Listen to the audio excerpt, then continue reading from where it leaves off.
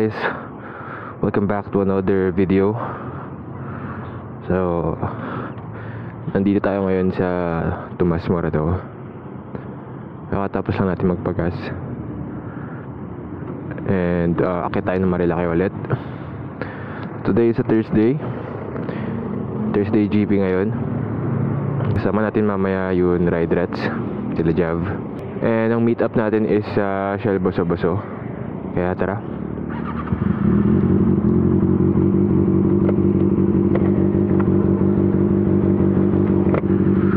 Sana hindi umulan.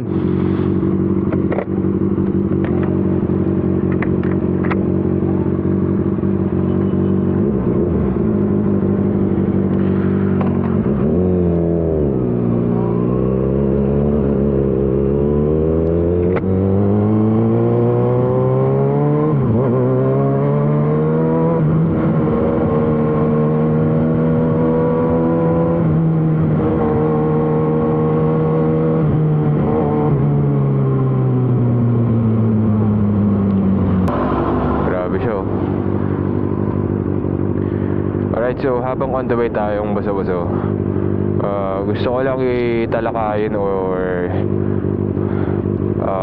paano ba, i-share sa inyo yung opinion ko sa pagbili ng second hand na bike. Kasi alam ko maraming natatakot na bumili ng second hand or used bike. So for this video, share ko sa inyo yung experiences ko, knowledge ko sa pagbili ng second hand bike,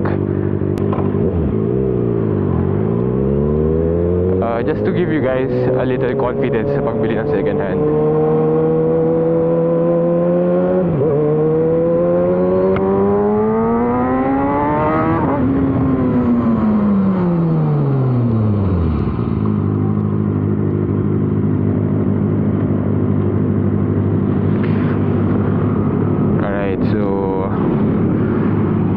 Itong gamit kong motor, itong ZX6R natin, is a second hand bike. Nakuha ko siya na sa 15,000 kilometers na siya. And right now, nasa 6,600. So ang nagamit ko dito sa bike na to is 1,800 kilometers pa lang, in a span of ano ba, July ko siya nakuha eh. So, July 1. So, August, September, and then October. So, 3 months ko na siyang gamit. And so far, wala pa naman ako naging major issue sa kanya. Major, I mean, when it comes sa makina, sa pag-start, ganun. Ang naging issue ko lang so far, if hindi nyo pa napapanood yung previous video natin, is yung front suspension. Nagkaroon ng leak sa left side.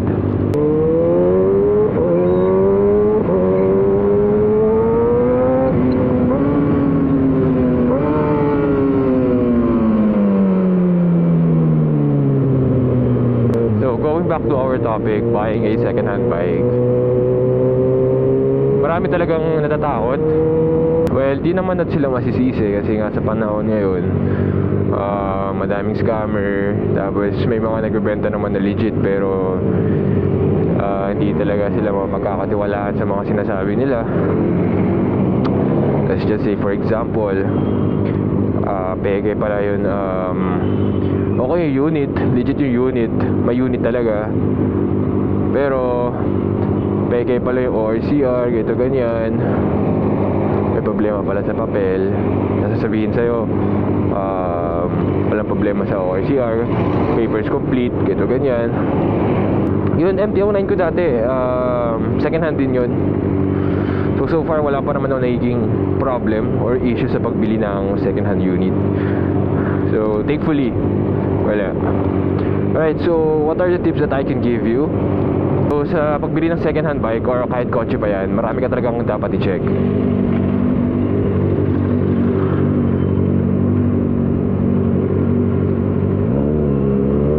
Unang-una dyan, check mo kung legit ba yung seller.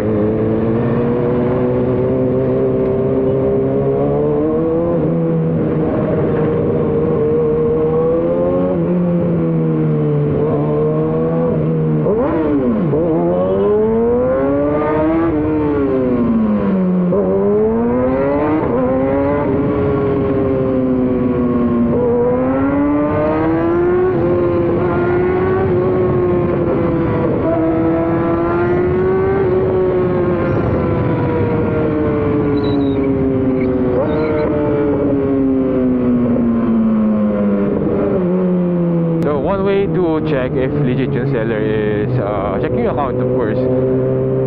Check nyo if may previous activities. Kasi most likely pag walang previous activities tapos walang masyadong pictures and walang nakalagay na information, scammer yun pag ganun. Okay, so check nyo yun, mag background check kayo dun sa seller. If nakausap nyo, I think it's better if maka video call nyo and then hingan nyo ng ID. Tapos check nyo dun yung ID, guys. Siyempre, if expired ba yan o legit ba yung ID na yan. Daming peking ID ngayon, di ba?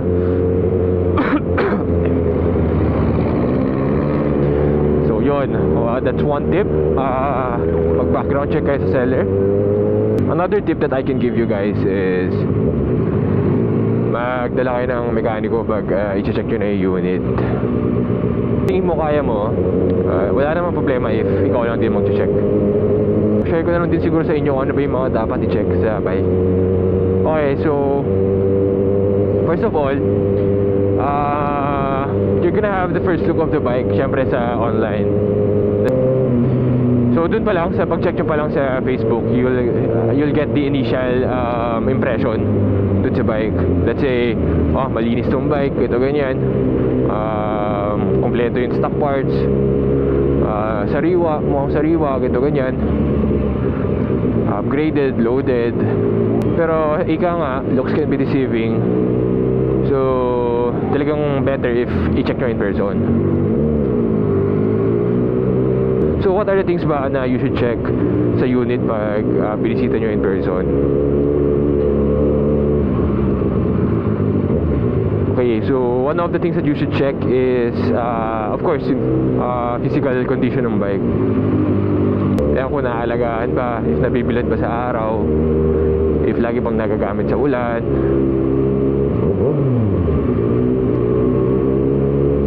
Ayan, things like that.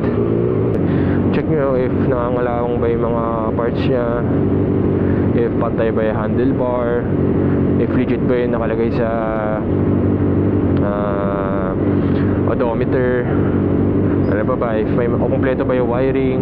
Baka mamaya may ingat-ingat pala yung mga wiring ng bike. Ayun, check nyo yung gulong. Of course, check nyo yung gulong.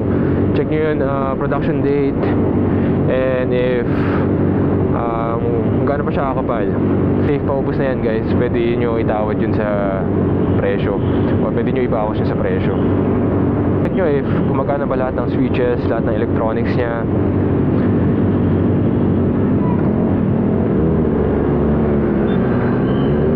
Another thing that you should check, guys, is yung brakes. So yung first time ko bumili ng second hand bike, hindi ko naisip to. Buti sinabihan ako ng tropa ko. Of course, yung preno, it plays an important part sa safety ng pag-ride natin, kaya kailangan nyo yan i-check. Check nyo yung brake fluid, brake lines, yun. So check nyo yung preno, front and rear, check nyo yan.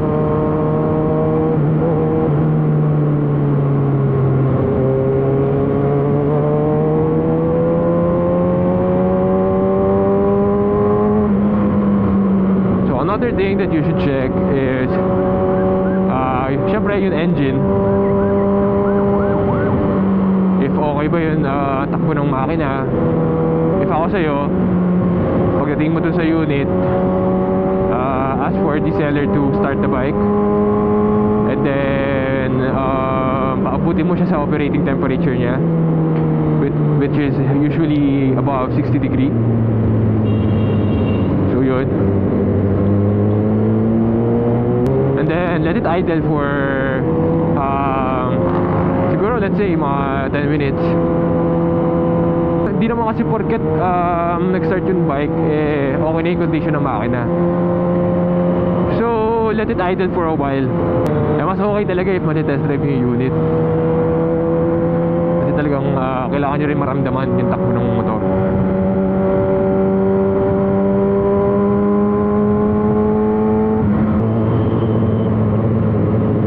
yun, so check nyo dyan yung suspension guys, if may tagas ba. Pero very rare naman yun, cases na tumatagas yung suspension.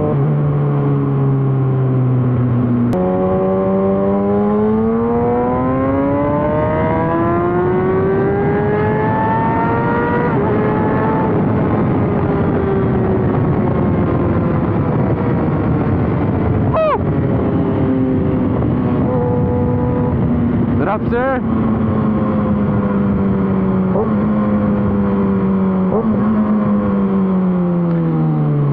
Itong Arai helmet medyo maingay sa tenga, masakit sa tenga. Anyways, ayun, physical condition ng bike, gulong, brake, suspension, odometer. You can also check the battery, pero in cases naman na ubos na yung battery, madali lang siyang ayusin. Just have to replace it, diba? Traffic. Maaga mag-traffic dito sa Rizal, no? So, ayun. Ano pa ba? Check nyo rin guys yung handlebar. Malalaman nyo if na-drop yung bike kapag hindi pa tayo handlebar. So that's also one thing to check. Mararamdaman nyo naman yun pag na-test ride nyo.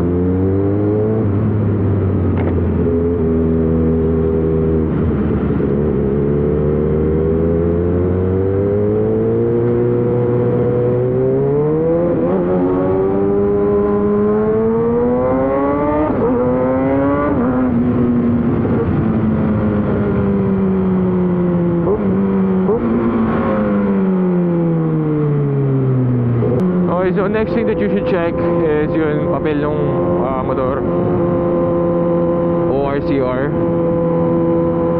So if pipili kayo ng second hand unit, make sure may kasamang open date of sale yun bike.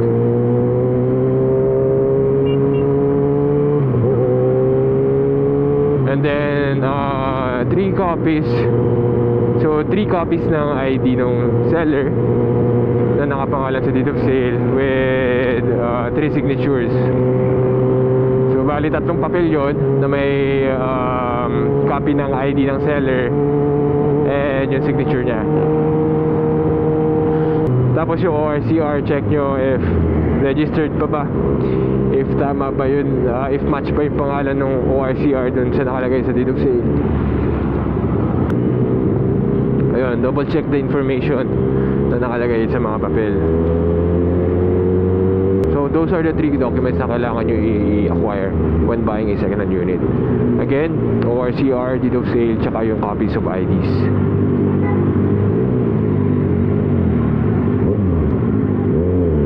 Ako sa inyo guys, gagawa ako ng checklist sa phone nyo or sa papel para somehow hindi nyo makalimutan yung mga kailangan nyo i-check. Tara na, pag first time nyo bumili ng second hand bike, hindi nyo makakalala lahat yan. I guess yun lang guys. If sa tingin nyo may mga na left out ako o may mga nakalimutan ako, comment down below kung ano ba yung mga sa tingin nyo kailangan i-check sa pagbili ng second hand unit. So quick summary lang ng mga sinabi ko. First is to check if legit pa yung seller, and then second would be checking the unit itself, if okay ba yung condition ng bike, and then third would be the papers or the documents ng motor. So if green check yan sa lahat, congrats, may bago ka na motor. Kasi ayaw kong part sa pag-akyat sa Marilaki, itong traffic. Pero pag hindi nang basa-basa, okay na eh. So yun lang naman guys. I hope I made sense. Sana nakatulong tong video na to in giving you confidence or knowledge sa pagbili ng second hand unit. I'll be ending the video here. Post ko na lang sa ibang video yung ride namin paakyat ng Marilaki. umabot ka sa part ng video na to.